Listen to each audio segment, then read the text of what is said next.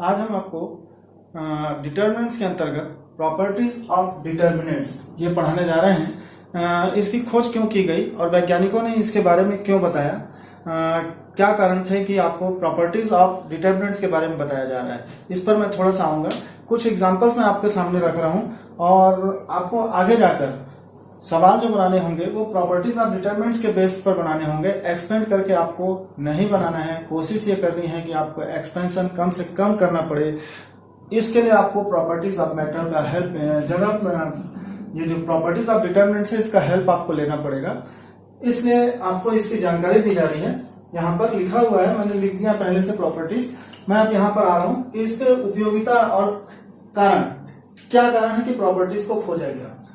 जैसे अपन के पास कोई डिटर्मिनेंट्स दिया गया है इस प्रकार से 1 2 3 2 1 1 एंड 0 1 2, ऐसा हमारे पास कोई डिटर्मिनेंट दिया गया है तो हम इसको क्या कर लेते थे, एक्सपेंड कर लेते थे। क्यों? क्योंकि यहाँ पर क्वांटिटीज बहुत छोटी छोटी हैं, हमको दिख रहा है। तो हम यहाँ पर जिसमें प्रसार करेंगे उसमें लिख देते हैं R1 में प्रसार, R1 में प्रसार। अगर हम R1 में प्रसार करते हैं तो R1 ये हो गया, इसको सेलेक्ट कर लीजिए।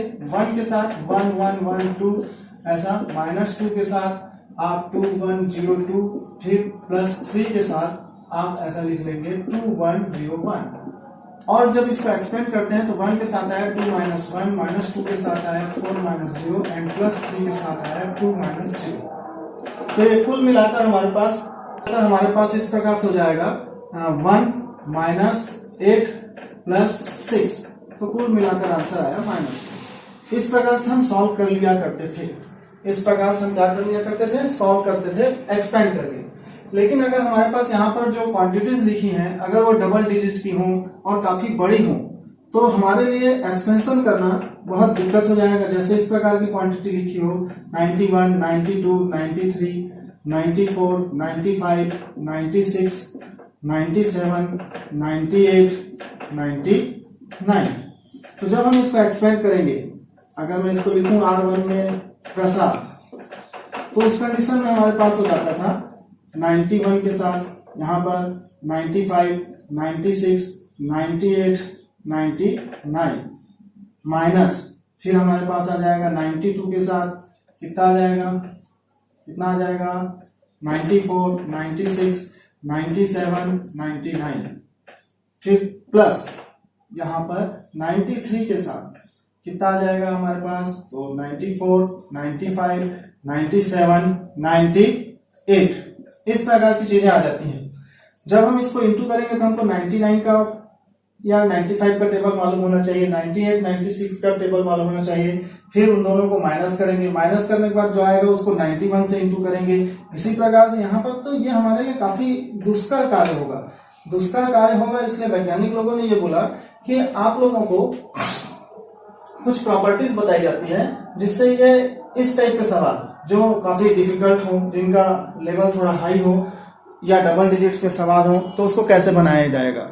तो इसके लिए वैज्ञानिक लोगों ने या हमारे साइंटिस्ट लोगों ने, जो मैथमेटिशियन थे, गणितज्ञ लोगों ने इस प्रकार की प्रॉपर्टीज निकाली कि अगर ऐसा है तो आपको ऐसा करना है, ऐसा है तो आपको ऐसा करना है। तो ऐसा करने से आपको सवाल जो होंगे वो थोड़े इजी वे में बनने लगेंगे। इनका यूज करेंगे तो सवाल थोड़ा इजी हो जाएगा। इसके लिए ये प्रॉपर्टी पढ़ाई जा रही है। तो यहाँ पर मैं कुछ प्रॉपर्टीज के बारे में बता रहा हूँ डिटर्मिनेंट्स के लिए। इन चीजों का आप ध्यान रखेंगे कि अगर इस प्रकार से कुछ हो जाता है तो काफी दिक्कत होती है। तो यहाँ पर आता है पहली प्रॉपर्टीज वैज्ञानिक लोगों ने लिखी, गणितज्ञ लोगों ने दी। काफी अध्ययन के बाद ये प्रॉपर्टीज खोजी गई हैं और इनके बारे में गणितज्ञ लोगों ने सामने रखा पलट पर लाकर कि आपको अगर इस प्रकार की कोई चीजें हैं तो आपको क्या क्या करना होगा। तो अगर यदि किसी सारणी की किसी भी पंक्ति या स्तंभ के, यदि किसी सारणी के किसी पंक्ति या स्तंभ के सभी अवयव शून्य हो तो उस सारणी का मान 0 होता है, प्रसार करने की जरूरत नहीं है, ऐसा उन्होंने बोला। अगर कोई सारणी है इस प्रकार से, उसके सभी अवयव 0 हैं, उसके सभी अवयव 0 है, A1 B1 C1 A2 B2 C2, उसके प्रथम पंक्ति के सभी अवयव 0 है, तो उस सारणी को प्रसार करने की जरूरत नहीं है, उसका मान 0 होगा। या फिर उन्होंने बोला कि यदि किसी सारणी के स्तंभ के सभी अवयव 0 हैं, स्तंभ के सभी अवयव शून्य है तो भी उस सारणिक का प्रसार करने की जरूरत नहीं है, उसका मान क्या हो जाएगा, उसका मान शून्य होता है। ये उन्होंने बोला, एक्सपेंड करने की जरूरत नहीं है। दूसरी प्रॉपर्टी, ये प्रॉपर्टी आपको याद करके रखनी है, हेल्प आएगी।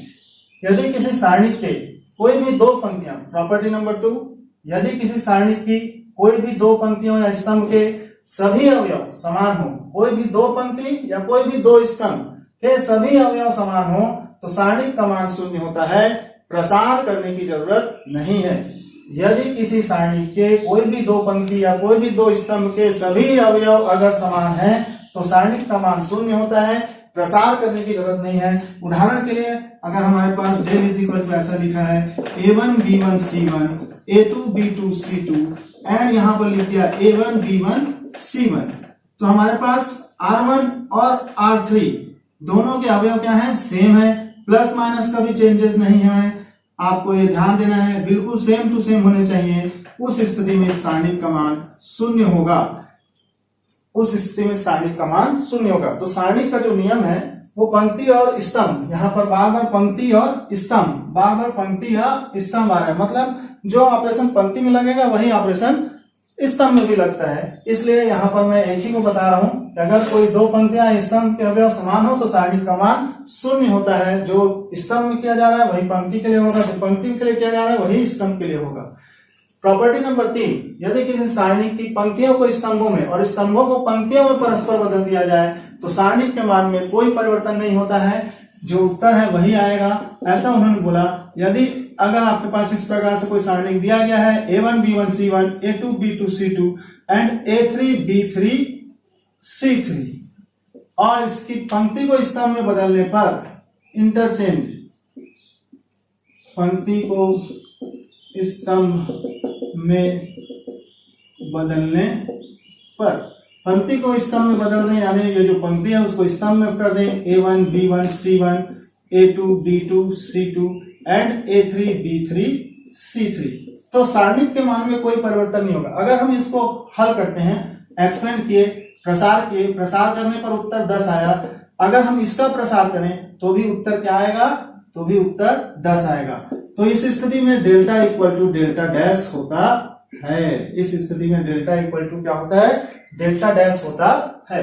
यदि किसी सारणिक की पंक्तियों को स्तंभों में और स्तंभों को पंक्तियों में परस्पर बदल दिया जाए तो सारणिक का मान अपरिवर्तित रहता है, वैल्यू में कोई परिवर्तन नहीं होगा, पंक्ति को स्तंभ में बदल दिया गया है। ठीक है, ये रूल नंबर 3 है। चौथा, यदि किसी सारणिक की किन्हीं दो संलग्न पंक्तियों को, यदि किसी सारणिक की किन्हीं दो संलग्न पंक्तियों या स्तंभों को परस्पर बदल दिया जाए तो सारणिक के मान में कोई परिवर्तन नहीं होता है, चिन्ह बदल जाता है। क्या बदल जाता है, चिन्ह बदल जाता है। ठीक है, इस प्रकार की चीजें हैं यहां पर। ओके,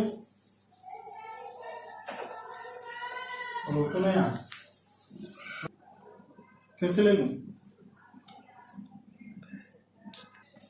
यदि किसी सारणी की किन्हीं दो संलग्न पंक्तियों या स्तंभों को परस्पर बदल दिया जाए तो सारणी के मान में कोई परिवर्तन नहीं होता है, चिन्ह बदल जाता है। अगर ऐसा हमारे पास कुछ लिखा है a1 b1 c1 a2 b2 c2 and a3 b3 c3 और इसकी दो पंक्तियों को आपस में बदल दिया जाए, r1 interchange by r2, interchange, this is the sign of interchange. Interchange मतलब r1 की जगह पर जा रहा है, r1 r2 की जगह पर जा रहा है। अगर ऐसा होता है तो उस स्थिति में ऐसा हो जाएगा a2 b2 c2 a1 b1 c1 and a3 b3 c3। ऐसा आप कर सकते हैं, लेकिन क्या होगा, माइनस लग जाएगा। क्या लग जाएगा, चिन्ह बदल जाएगा। अगर आप इसको हल करेंगे उत्तर 10 आ रहा है, इसको हल करेंगे तो उत्तर 10 ही आएगा, लेकिन उसका साइन क्या होगा, माइनस में होगा।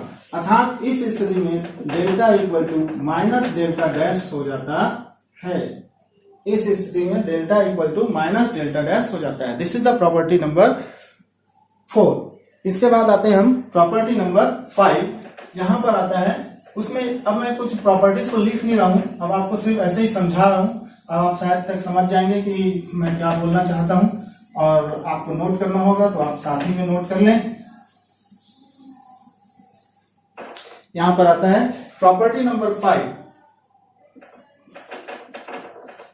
उसमें यह बोला जाता है कि यदि किसी डिटरमिनेंट्स कोई भी डिटरमिनेंट्स दिया गया है इस प्रकार से a1 b1 c1 a2 b2 c2 and a3 b3 c3, कोई सारणी दिया गया है इस प्रकार से, तो इसके किसी भी पंक्ति या किसी भी स्तंभ को यदि किसी सारणी को दिया गया सारणी और उसको किसी अचर राशि से गुणा किया जाए, किसी अचर राशि से उसको गुणा किया जाए, अचर राशि से अगर हम उसका क्या कर दें, गुणा कर दें दोनों साइड, तो a1 b1 c1 a2 b2 c2 and a3 b3 c3, तो इस अचर राशि का गुणा जो होगा वो इसके किसी भी एक पंक्ति या किसी भी एक स्तंभ में होगा, सारे अवयवों से इसका गुणा नहीं होगा। और वो पंक्ति और वो स्तंभ आपकी चॉइस पर डिपेंड करेगा कि आप उसको किससे गुणा करना चाहते हैं, वो भी आपके हाथ में होगा। ऐसा साइंटिस्ट लोगों ने बोला। मैं यहाँ पर इसको C3 से इंटू कर रहा हूं